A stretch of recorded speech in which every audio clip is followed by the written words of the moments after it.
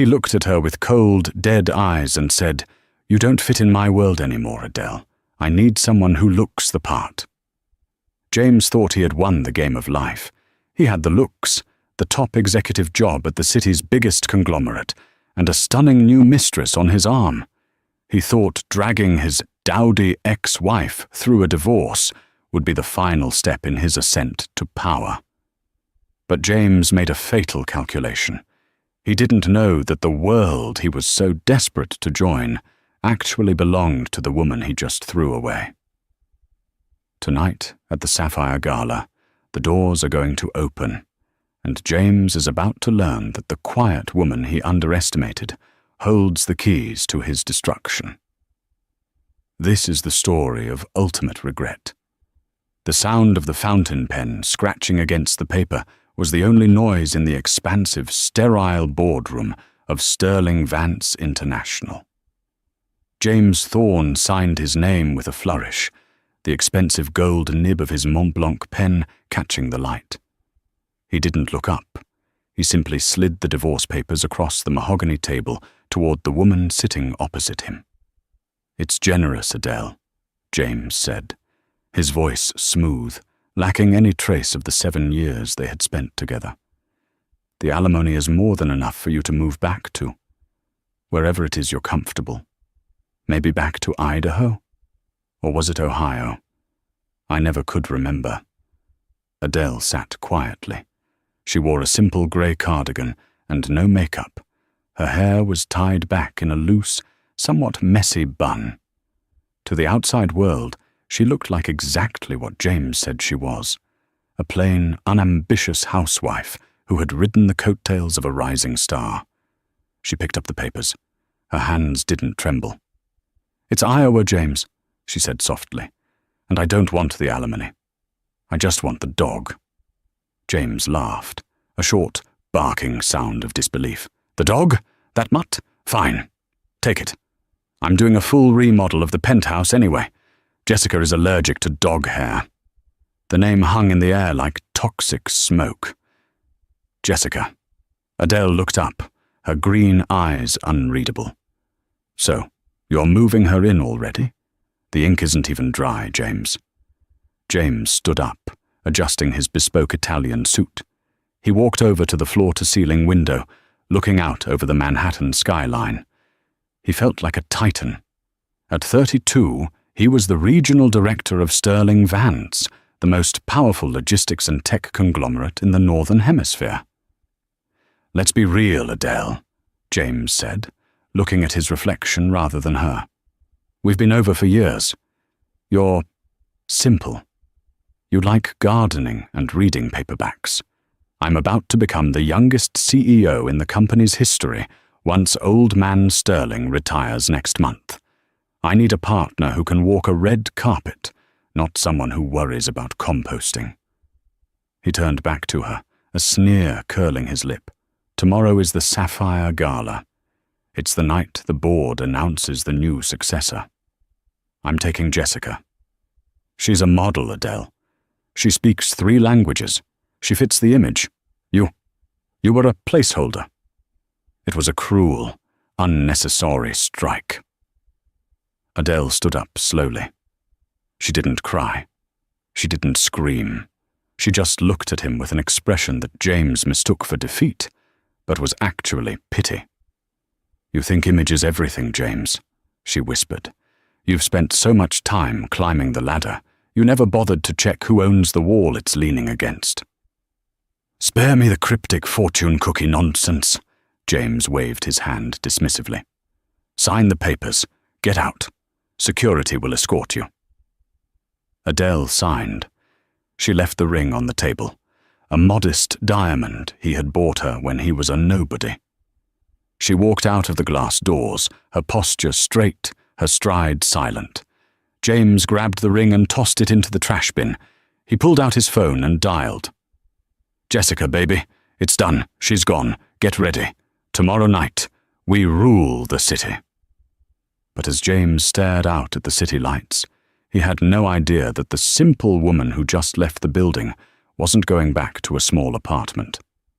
She was getting into a black town car, waiting 3 blocks away, occupied by the most powerful legal team in New York.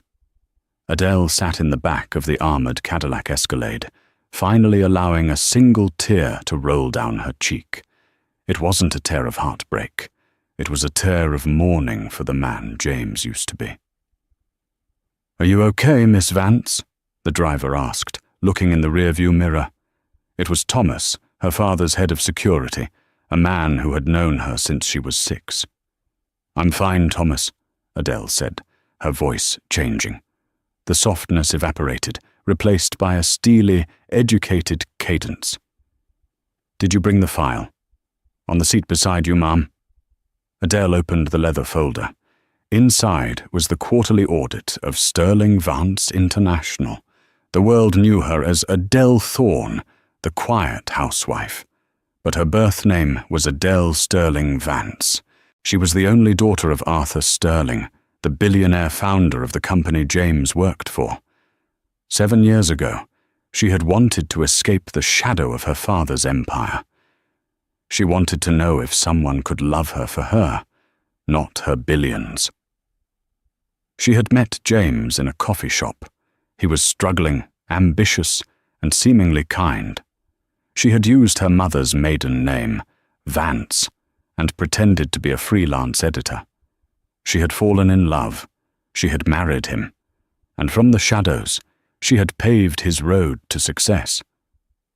Every promotion James got, Adele had whispered to her father to look at his file. Every major deal James closed. Adele had secretly advised him on the strategy, playing it off as intuition over dinner. She had built him, and he had just discarded her because he thought she wasn't elite enough. Her phone buzzed. It was a private number. "Hi, Dad," Adele answered. "Did he sign?" Arthur Sterling's voice was a low rumble. He was a man who could crash stock markets with a frown, but he had a soft spot for his daughter. "He did," Adele said. "He let me keep the dog." "The fool," Arthur grunted. "Does he know?" "No. He thinks I'm moving to Iowa. He told me I don't fit his world." "His world?" Arthur let out a dry, terrifying laugh. "He's living in a cardboard box inside your world, honey. Listen, I'm tired of this charade. The board is expecting the announcement tomorrow. I was going to give him the CEO spot because you asked me to, despite his arrogance. But now?" "Now," Adele said, closing the file. "We go with Plan B." "And what is Plan B?" Adele looked out the window as the car passed a billboard featuring one of James's recent ad campaigns. "Plan B is that I stop hiding. He wants a woman who can walk the red carpet. He wants someone who commands respect. I'll show him exactly what that looks like." "You're coming to the gala," Arthur said, delight in his voice. "I'm not just coming, Dad. I'm hosting it. It's time the placeholder took her proper seat at the table. Make sure security knows not to let James in through the VIP entrance. If he wants to be elite, let's see if he can survive the Shark Tank without me holding his hand." "And the mistress?" Arthur asked. "Let her come," Adele said coldly. "I need a witness." She hung up. She pulled the pins out of her hair, letting the golden waves fall over her shoulders. She wiped the modest lipstick off her face. The simple housewife was dead. The heiress had returned. The grand ballroom of the Pierre Hotel was transformed into a shimmering ocean of blue and silver. This was the Sapphire Gala, the most exclusive corporate event of the year. Senators, tech moguls, and A-list celebrities mingled under chandeliers that cost more than most houses. At 7:30 p.m., a sleek red Ferrari pulled up to the valet. James stepped out, looking every bit the movie star. He wore a midnight blue tuxedo, custom-made on Savile Row. On his arm was Jessica.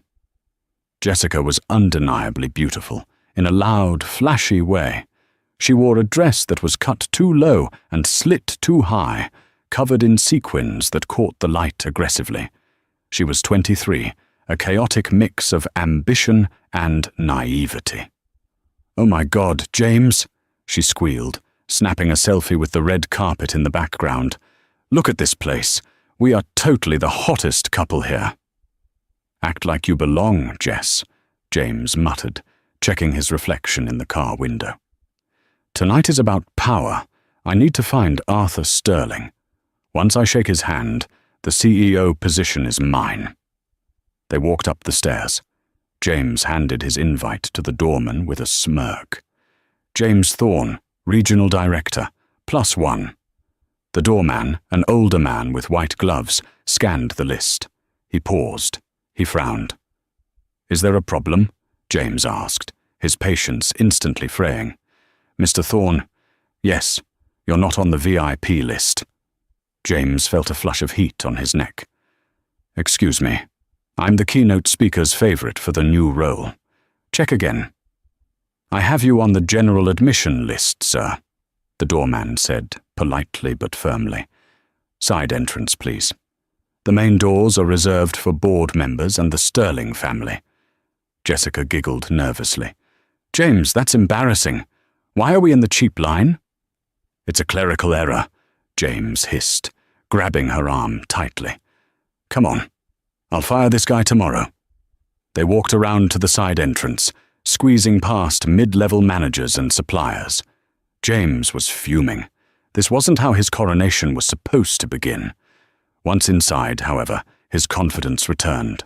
The room was spectacular. Waiters circulated with glasses of Dom Perignon. James spotted Julian, the CFO of the company. He steered Jessica toward him. "Julian, good to see you," James beamed, extending a hand. Julian, a man in his 50s who knew where the bodies were buried, looked at James with a strange expression. It was a mix of confusion and second-hand embarrassment. "James," Julian nodded, not taking the hand. "I didn't think you'd be here tonight, considering." "Considering what?" James laughed. "The divorce? Old news, Julian. Dead weight is gone. Meet Jessica." Jessica waved, her gum chewing, slightly audible. "Hi, love your tie." Julian looked at Jessica, then back to James.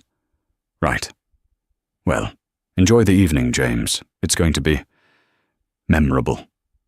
Julian hurried away. "Weird guy," Jessica said, grabbing a champagne flute. "He's just jealous," James said, scanning the room. "Where is Arthur Sterling? The old man usually makes an entrance by now." The lights in the ballroom suddenly dimmed. A spotlight hit the main stage. The room went silent. A voice boomed over the speakers. "Ladies and gentlemen, please welcome the chairman of Sterling Vance International, Mr. Arthur Sterling." The crowd erupted in applause. James clapped harder than anyone, whispering to Jessica, "Watch this. He's going to call me up in 10 minutes." Arthur Sterling walked onto the stage. He was 70, but he moved with the vigor of a boxer. He adjusted the microphone. "Thank you," Arthur said. "Tonight is a night of change. For 40 years I have steered this ship. But the time has come for new blood. New vision." James nudged Jessica. "Here it comes." "But before I announce the new CAO," Arthur continued, his eyes scanning the crowd, landing briefly on the back corner where James stood, "I want to introduce you to the person who has actually been running the strategy of this company from the shadows for the last 5 years.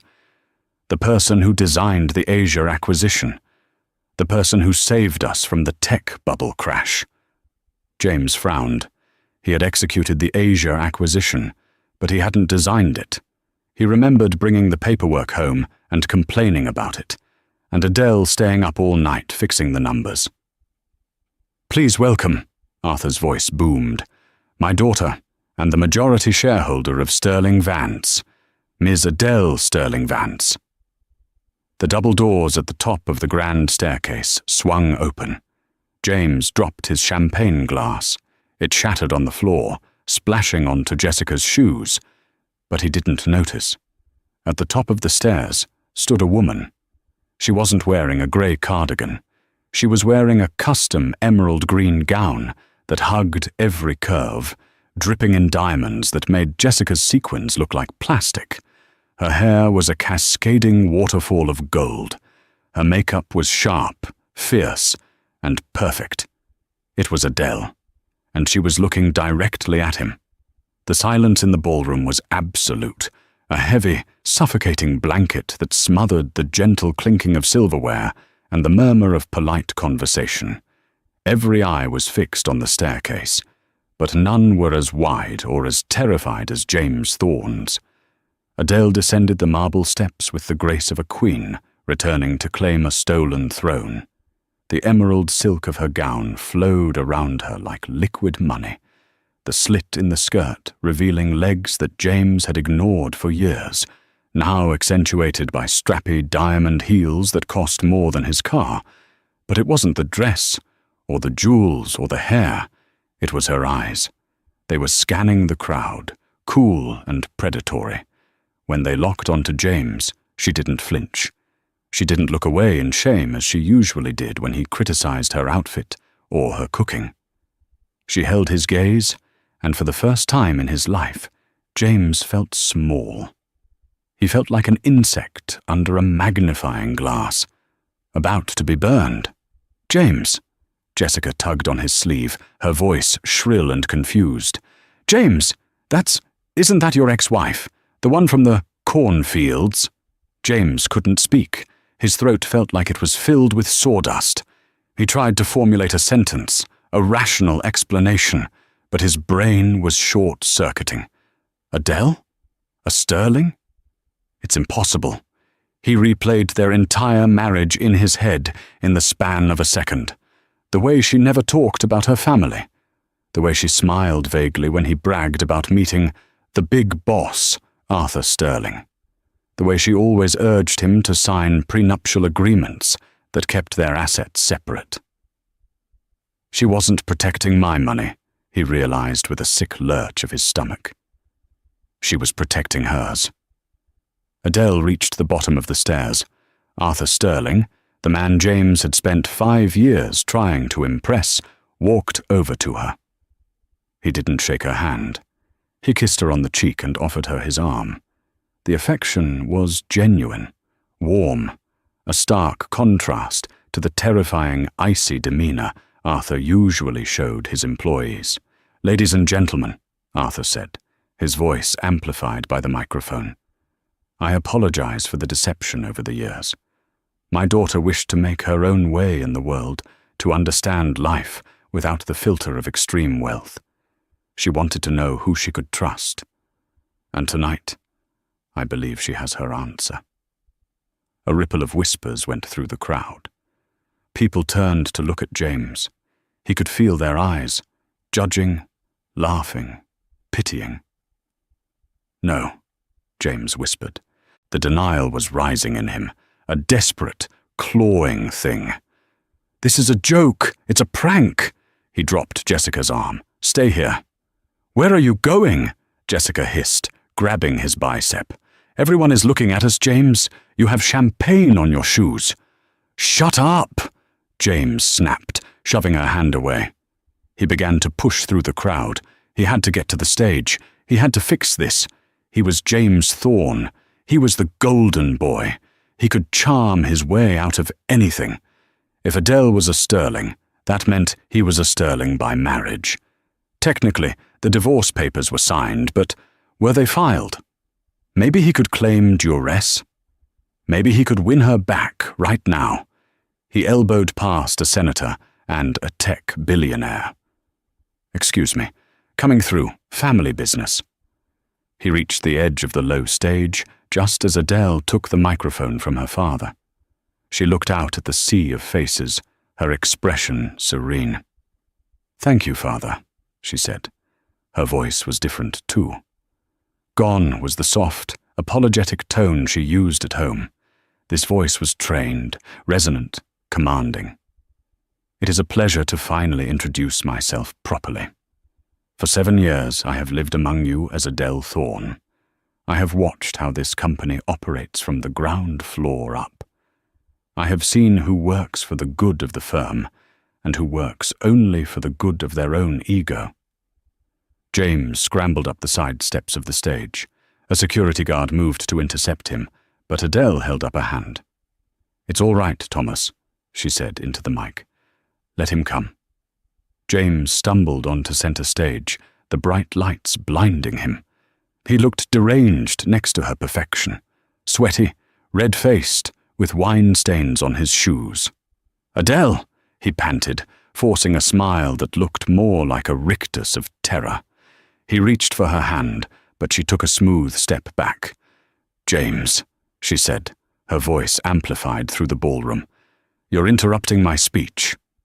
"Baby, please," James said, lowering his voice, trying to create an intimate bubble in front of 500 people. "What is this? Why didn't you tell me? We're husband and wife. We're a team. I didn't mean what I said yesterday. The stress of the promotion. You know how I get." Adele looked at him with an expression of mild curiosity, as if he were a particularly interesting bacteria in a petri dish. She didn't turn the microphone away. Every word was being broadcast. "You didn't mean it?" Adele asked, raising an eyebrow. "You didn't mean that I was plain? That I was a placeholder? That I didn't fit in your world?" The crowd gasped. A few nervous chuckles rippled through the room. "I was angry," James pleaded, sweating profusely now. "Adele, look at us. Think about what we can do. You're a sterling. I'm the regional director. Together we can rule this city. I love you, Adele. You know I love you." "You love me?" Adele repeated. She turned to the audience. "He says he loves me." Then she pointed a manicured finger toward the back of the room, directly at the red-faced girl in the sequined dress standing by the buffet. "Then who is Jessica?" The spotlight swung violently across the room, landing on Jessica. She froze, a shrimp canapé halfway to her mouth. She looked like a deer in headlights. "That's," James stammered. She's an intern. I was mentoring her." "Mentoring her?" Adele laughed, and it was a cold, sharp sound. "James, you moved her into our penthouse 3 hours ago. You threw my dog's bed in the trash to make room for her yoga mat." The crowd erupted. Laughter, shock, booing. It was a coliseum, and James was the gladiator with no sword. "Adele, let's talk about this in private," James hissed, his charm failing, his anger surfacing. "You're embarrassing me. You're embarrassing the company." "I am the company, James," she said, her voice dropping an octave, becoming deadly serious. "And you are trespassing." James stiffened. "I work here. I am the top executive in this room." "Are you?" Adele turned to her father. "Dad, did we sign the Q4 personnel restructuring forms?" Arthur Sterling stepped forward, pulling a document from his tuxedo jacket pocket. "I have them right here." "Excellent," Adele said. She looked back at James. "You see, James, tonight isn't just a gala. It's a performance review, and I'm afraid you've failed." James felt the floor tilting beneath him. "What are you talking about?" "You think you earned your success," Adele said, stepping closer to him, her heels clicking on the stage. "But let's look at the record. The logistics deal of 2023. You wanted to buy the fleet. I told you to lease the shipping containers. You saved $40 million because I did the math while you were playing golf." James's face went pale. "That's private spousal conversation." "The merger with Omnicorp?" Adele continued, relentless. "You wanted to settle for 12%. I told you to hold out for 18% because I knew, from my father, that they were desperate. I wrote your negotiation script, James. I typed it out for you while you were tired and watching football." "Stop it," James whispered. "Every major success you have had in the last 5 years was me," Adele announced to the room. I was the architect. You were just the face. And frankly, the face has become tired. She turned to the crowd, raising her voice. There is a rumor that tonight a new CEO would be announced. That rumor is true. James puffed out his chest. Despite everything, a tiny, delusional part of him thought, maybe she'll still give it to me, to keep me close. She needs me. The board and I have voted, Adele said. The new CEO of Sterling Vance International is me. The applause was deafening, a standing ovation. James stood there, his hands hanging limp at his sides, watching his wife, his ex-wife, accept the adoration that he believed was his birthright. But Adele wasn't done. She raised a hand for silence. However, she said, looking at James, we have a vacancy for regional director. Since Mr. Thorne has demonstrated a lack of judgment, integrity, and basic intelligence, he is hereby relieved of his duties, effective immediately. You can't fire me, James screamed, his voice cracking. I have a contract. I have a severance package. I'll sue you for everything you're worth. Adele smiled. It was the smile of the wolf who has already eaten the sheep. Oh, James, she sighed. You really should have read the divorce papers before you signed them yesterday. Specifically, page 42, paragraph C. The mention of page 42 hung in the air like a guillotine blade. James stared at her. What? You were so eager to get rid of me, Adele explained, her voice projecting clearly to the back of the room where the press photographers were now flashing their cameras like a lightning storm. You were so desperate to clear the decks for Jessica that you didn't read the non-compete and conduct clause I added to the settlement. She signaled to the large screen behind the stage. The tech team, clearly prepped for this moment, projected a PDF of the document James had signed less than 24 hours ago. There was his signature, sloppy, arrogant, rushed. Let me read it for you, Adele said, turning to look at the screen. In the event that the signatory, James Thorne, engages in acts of public infidelity or conduct detrimental to the reputation of the Sterling family prior to the finalization of the decree, all severance, stock options, and bonuses are forfeited. Furthermore, the signatory acknowledges that any intellectual property or business strategies developed during the marriage remain the sole property of the spouse, Adele Sterling Vance. The room went silent. You signed away your stocks, James, Adele said softly. You signed away your bonus. You even signed away the rights to the projects you claimed were yours. You have nothing. You leave this company with exactly what you brought into this marriage, your ego and a cheap suit. James felt his knees give way. He actually staggered. This is entrapment. It's business, Adele corrected him. You always said business was about survival of the fittest. You just didn't realize you were the prey. She turned to the security guards. Thomas, please escort Mr. Thorne off the premises and take his company phone and car keys. Those are Sterling Vance property. Thomas, the burly driver who had comforted Adele earlier that day, stepped onto the stage. He didn't look like a driver anymore. He looked like an enforcer. He grabbed James by the arm, not gently. Let go of me, James shouted, thrashing. I'm a VIP. I'm the director. Move, Mr. Thorne, Thomas grunted, dragging him toward the stairs. As James was hauled down the steps, stumbling and nearly falling, he looked frantically into the crowd for an ally. He saw Julian, the CFO. Julian, do something. Tell them how much money I made for this company. Julian took a sip of his champagne and deliberately turned his back on James, striking up a conversation with a potted plant. James scanned the room for Jessica.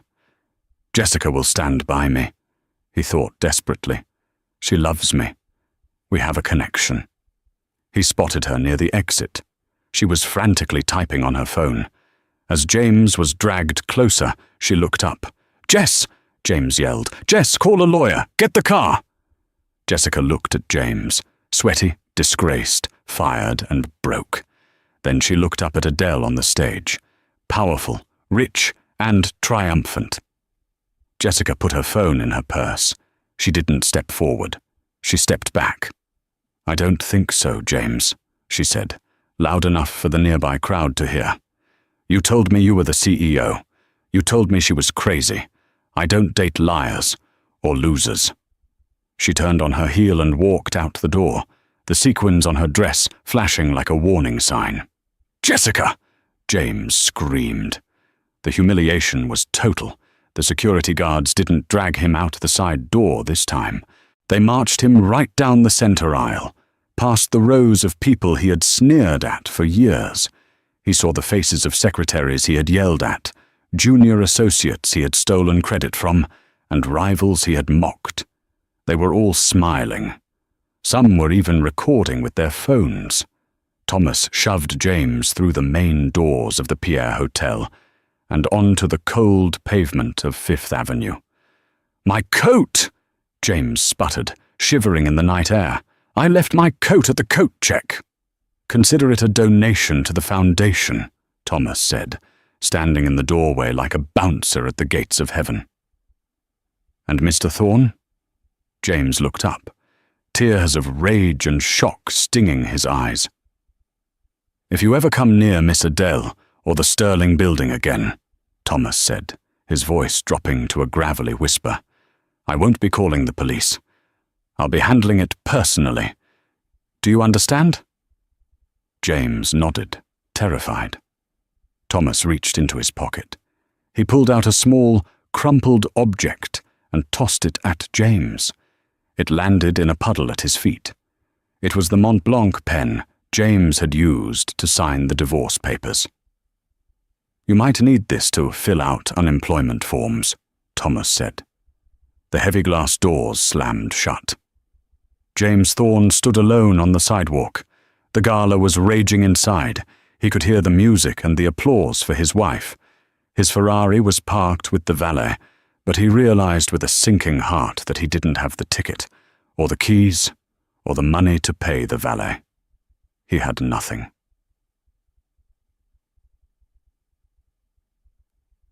Inside the ballroom, the atmosphere had shifted from shock to celebration.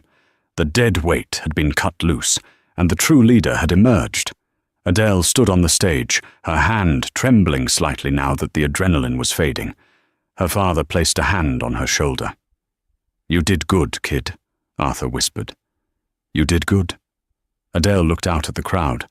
She saw respect. She saw awe, but she felt a strange hollowness. Revenge, she realized, was a dish best served cold, but it didn't fill you up. She took the microphone one last time. "Thank you," she said. "Now let's get to work. We have a lot of cleaning up to do." As the band struck up a jazz number and the waiters began serving the main course, Adele walked off the stage. She needed air. She needed a moment to breathe before the board members descended on her. She walked toward the balcony doors, signaling to Thomas that she wanted to be alone. He nodded and stood guard at the entrance. Adele stepped out onto the stone balcony overlooking Central Park. The city lights twinkled like fallen stars. She took a deep breath of the cool air, closing her eyes. It was over. The lie was over. James was gone. "Quite a show, Mrs. Thorne. Or should I say, Ms. Sterling." The voice came from the shadows of the balcony corner. It was deep, smooth, and laced with a dangerous kind of amusement. Adele spun around, her hand instinctively going to her throat. She hadn't realized anyone else was out here. A man stepped into the light. He was tall, taller than James, with broad shoulders that strained against a tuxedo that was blacker than the night. He had dark hair, a sharp jawline, covered in a day's worth of stubble, and eyes that were the color of steel. He held a lit cigarette in one hand, though he didn't seem to be smoking it. Adele recognized him instantly, and her blood ran cold. It was Gabriel the Wolf Moretti. If James was a corporate shark, Gabriel was the Leviathan. He was the head of the Moretti Syndicate, a family that ran the construction unions, the shipping docks, and half the politicians in New York. He was a man her father had strictly forbidden her to ever do business with. He was dangerous, he was lethal, and he was currently smiling at her. "Mr. Moretti," Adele said, her voice steady despite her heart hammering against her ribs. "This is a private party. I don't believe you were on the guest list." "I don't do lists, Bella," Gabriel said, taking a slow step toward her. He tossed the cigarette over the balcony rail. "I came to see the coronation, and I must say, watching you dissect that poor excuse for a man was the most entertaining thing I've seen in a decade." "What do you want?" Adele asked, backing up until her waist hit the stone railing. Gabriel stopped. He was close enough that she could smell him. Expensive scotch, tobacco, and gunpowder. "I want to make a deal," Gabriel said. "We don't do business with criminals," Adele shot back. Gabriel laughed. "Everyone is a criminal, Adele. Some of us just have better tailors. Besides, with your ex-husband gone, you have a vacancy in your logistics department, and I control the docks. You need me." "I don't need anyone," Adele said defiantly. Gabriel leaned in, his face inches from hers. His eyes dropped to her lips, then back to her eyes. "You needed a husband who could see you," Gabriel whispered. "James was blind. But I see you, Adele. I saw the fire in you tonight. And I think you and I could burn this whole city down together." Adele felt a flush of heat that had nothing to do with anger. This was dangerous. This was wrong. This was exactly the kind of trouble she should run from. But as she looked into the predator's eyes, she realized something terrifying. She didn't want to run. The air on the balcony seemed to vibrate with tension. Adele stared at Gabriel Moretti, her heart hammering against her ribs like a trapped bird. Logic screamed at her to run. This man was a predator, a kingpin whose name was whispered in fear across the 5 boroughs. But instinct, a dark, dormant instinct that had awakened the moment she humiliated James, told her to stay. "You're proposing an alliance," Adele said, her voice steady, though her hands gripped the cold stone railing behind her. "Sterling Vance operates in the light, Mr. Moretti. You operate in the shadows. Oil and water don't mix."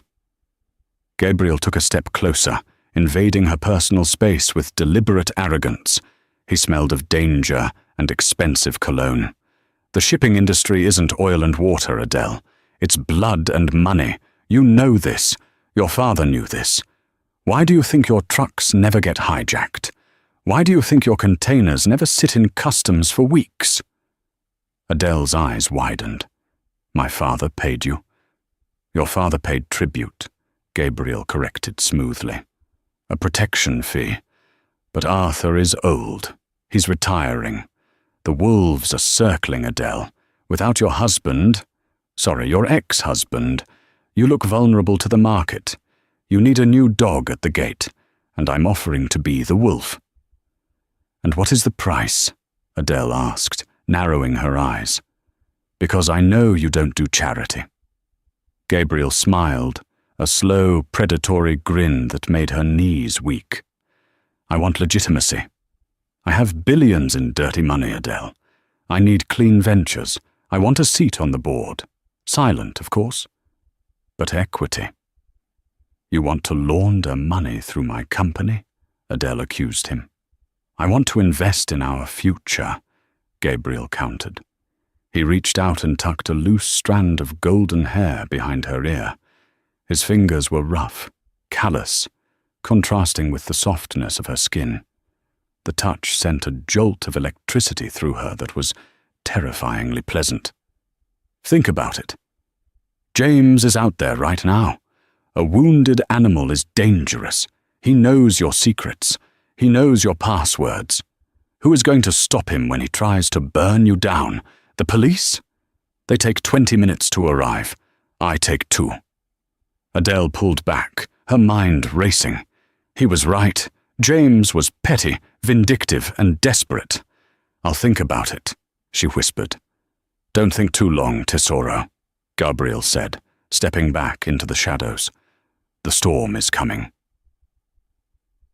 Meanwhile, on the other side of the city, the storm was already brewing in a cheap motel room in Queens.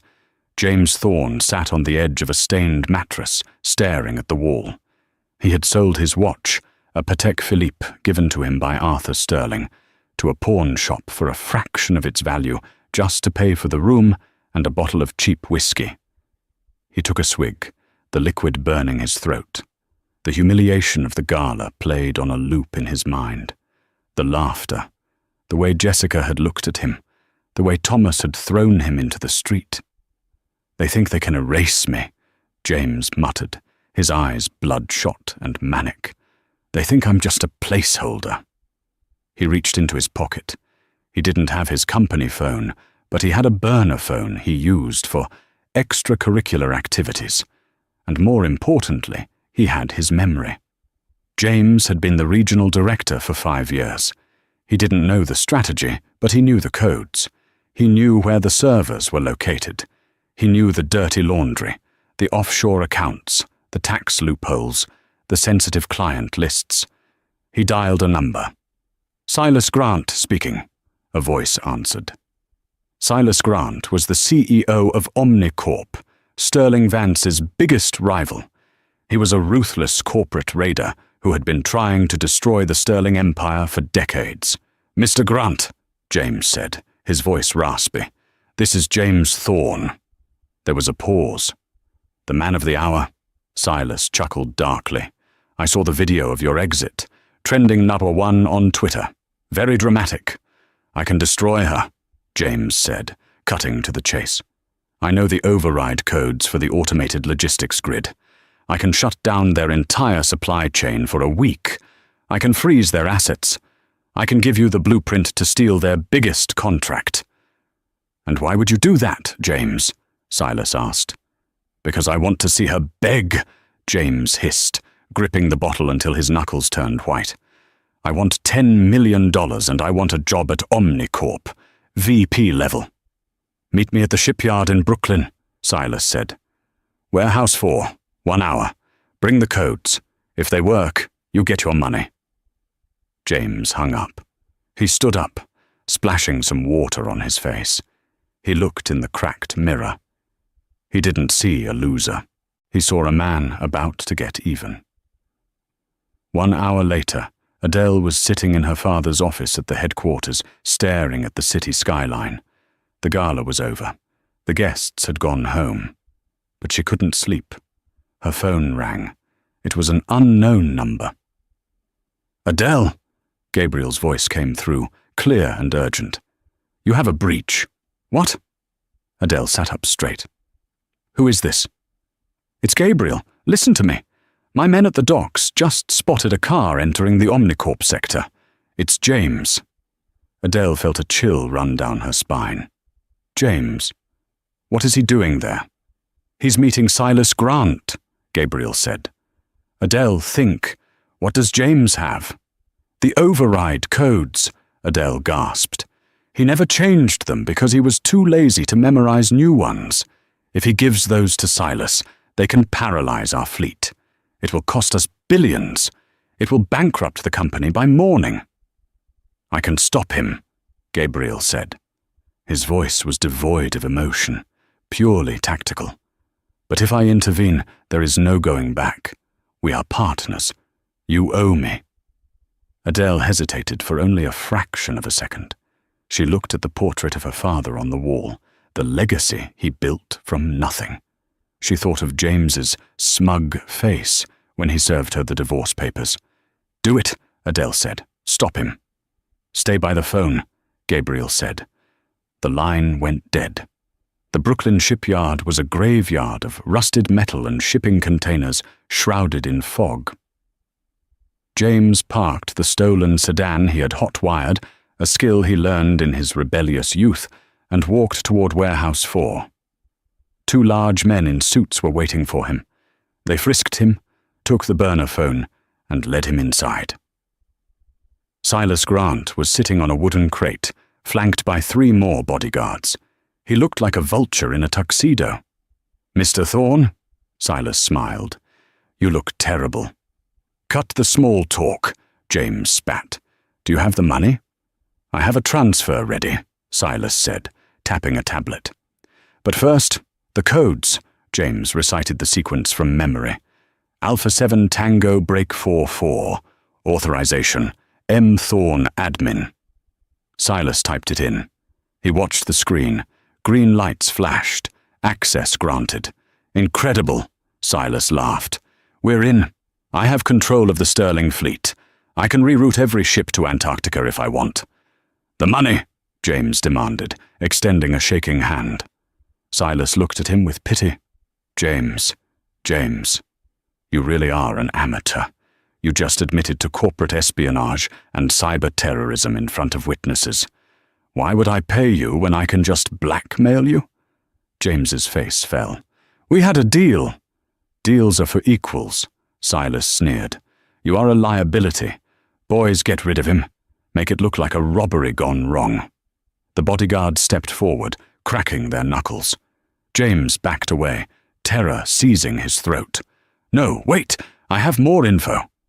"Goodbye, James," Silas said, turning his back. Suddenly, the lights in the warehouse exploded, showering the room in sparks and glass. The darkness was instant and absolute. "What is this?" Silas shouted. "Secure the perimeter." Gunshots rang out, short, suppressed bursts. Thwip, thwip, thwip. Silas's bodyguards dropped to the floor, groaning in pain, shot in the kneecaps and shoulders, non-lethal, but incapacitating. A figure emerged from the smoke, illuminated by the headlights of the car outside. It was Gabriel Moretti. He held a suppressed pistol in one hand, relaxed at his side. Behind him stood 6 of his enforcers, armed with assault rifles. "Silas," Gabriel said, his voice echoing in the cavernous space, "you're playing with my toys." Silas froze. He knew who Gabriel was. Everyone knew. "Moretti, this has nothing to do with you." "It has everything to do with me," Gabriel said, walking forward. He kicked the tablet out of Silas's hand and crushed it under his boot. "You see, Sterling Vance is under my protection now." Gabriel turned his gaze to James, who was cowering behind a stack of pallets. "And you?" Gabriel said softly. "The ex-husband." Gabriel signaled to his men. They grabbed James and dragged him into the center of the room. James was sobbing now, a mess of tears and snot. "Please," James begged. "I didn't mean it. I'll leave town. I'll disappear." Gabriel holstered his gun. He pulled out a phone and put it on speaker. "He's secured, Donna," Gabriel said. Adele's voice filled the warehouse. "Is he hurt?" "Only his pride," Gabriel said, "and his pants are a bit wet." James looked at the phone. Adele, thank God. Save me. These people are crazy. Silas tried to kill me." "I heard, James." Adele's voice was cold, harder than diamond. "I've been listening for 10 minutes. "What?" James blinked. "The burner phone you used," Adele said. "Did you really think I didn't know about it? I bought that phone for you 2 years ago for your fishing trips. It has a tracker and a listening device. I knew you were going to Silas before you even left the motel." James slumped. She was always 10 steps ahead. "Gabriel," Adele said, "let Silas go. He knows the rules. If he tries this again, I'll buy his company and strip it for parts." "Agreed," Gabriel said. He nodded to Silas, who scrambled out of the warehouse without a backward glance. "And James?" Gabriel asked. There was a long silence on the line. James held his breath. "Bring him to the gala hall," Adele said. "There is one last thing he needs to see."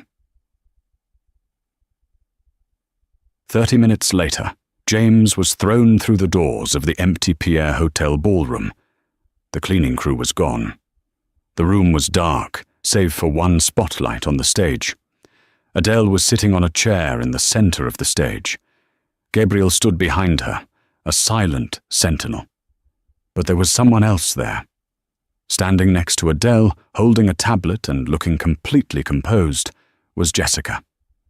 James rubbed his eyes. "Jess? What are you doing here? Get away from her." Jessica looked at him, her face devoid of the ditzy expression she had worn for months. She pushed her glasses up her nose, glasses James had never seen her wear. "Hello, James," Jessica said. Her voice was articulate, sharp, professional. "Or should I refer to you as Subject 402? "Subject what?" James stammered.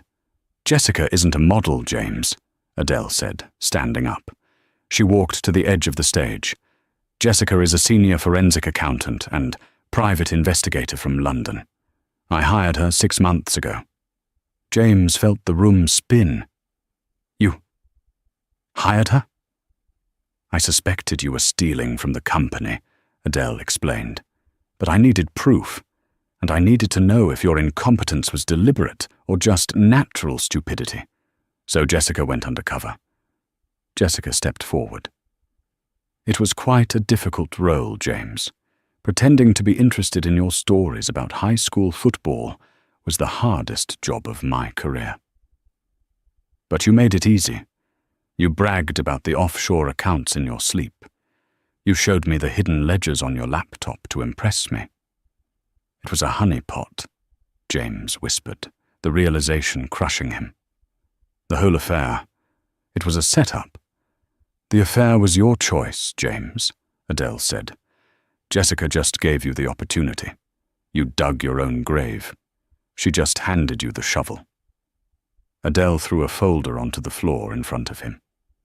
"That file contains evidence of embezzlement, corporate espionage, and fraud, enough to put you in federal prison for 20 years. James fell to his knees. "Adele, please, I'm family." "No," Adele said. "You were a mistake." She looked at Gabriel. "Give him the choice." Gabriel stepped forward, towering over James. He held out 2 items. In his left hand, a one-way plane ticket to a remote island in Southeast Asia. In his right hand, the phone with the police on speed dial. "Option A," Gabriel rumbled. "You leave tonight. You never return to the US. You never speak the name Sterling or Vance again. You live in a hut and fish for your dinner." "Option B," Adele finished. "We give the file to the FBI. You go to prison. And trust me, James, in prison, you won't be the boss. You'll be the placeholder for someone much worse than me." James looked at the ticket, then at the phone. He looked at the woman he had underestimated, the mistress who had played him, and the mob boss who was now the power behind the throne. He grabbed the ticket. "Good choice," Gabriel said. James stood up, broken. He walked toward the door. Before he left, he turned back one last time. "Who are you really, Adele?" he asked, his voice trembling. Adele stood next to Gabriel. The mob boss placed a protective hand on her waist. She didn't pull away. She leaned into it. "I'm the owner," Adele said, "and the house always wins." James walked out into the night, disappearing forever. Adele turned to Gabriel. The adrenaline was fading, leaving her exhausted, but exhilarated. "Is it done?" she asked. "The threat is gone," Gabriel said, "but the partnership is just beginning." He poured 2 glasses of whiskey from a flask in his jacket. He handed one to her. "To the Queen," Gabriel toasted, his eyes burning with an intensity that promised trouble, passion, and power. Adele clinked her glass against his. A smile played on her lips, not the smile of a housewife, but the smile of a ruler who had found her king. "To the wolf," she replied. They drank, the liquid warm and sharp, as the sun began to rise over a city that was now theirs to rule. And so, James Thorne learned the hardest lesson of his life. Never mistake silence for weakness, and never judge a book by its cover, especially when that book owns the library. He chased the glitter of a fake life and lost the diamond that was holding him up. Adele didn't just survive, she evolved. She embraced her power, cleared the rot from her life, and found an ally who saw her true worth. Sometimes, the person you discard is the very person holding the keys to your destruction. Wow, what a journey. If you enjoyed this story of betrayal, revenge, and the ultimate power move, please smash that like button. It really helps the channel. And tell me in the comments, do you think Adele made the right choice, allying with Gabriel, or did she just trade one danger for another? Type Team Adele if you think she's a boss. Don't forget to subscribe and hit the bell so you never miss a story. Thanks for watching, and see you in the next video.